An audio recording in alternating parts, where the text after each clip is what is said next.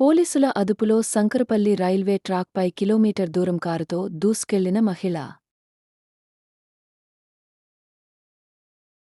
పోలీసుల అదుపులో Shankarpally railway ట్రాక్పై kilometre దూరం కారుతో దూసుకెళ్లిన మహిళ.